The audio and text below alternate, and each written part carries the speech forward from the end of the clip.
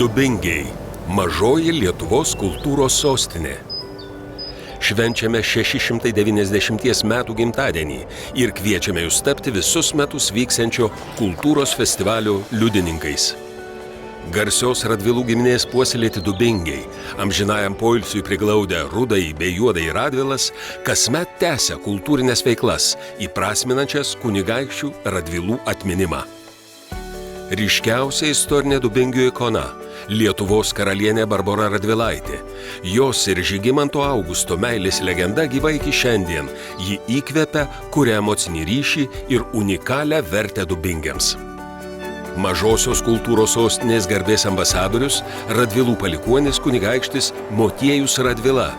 Jo globos lydima Dubingių bendruomenė pasiruošusi žadinti istorinę miestelio dvasią ir palaikyti kultūros pulsą visus metus.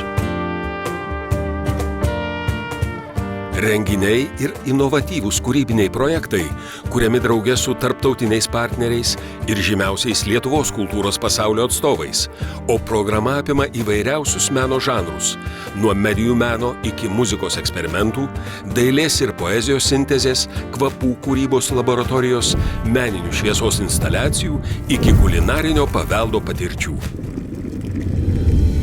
Sekite naujienas ir drauge su mumis dalyvaukite šioje nepakartojamų įspūdžių kupinoje kelionėje. Išsamesnę informaciją apie renginių programą rasite www.dubingiai.info. Feisbuke Dubingių bendruomenė.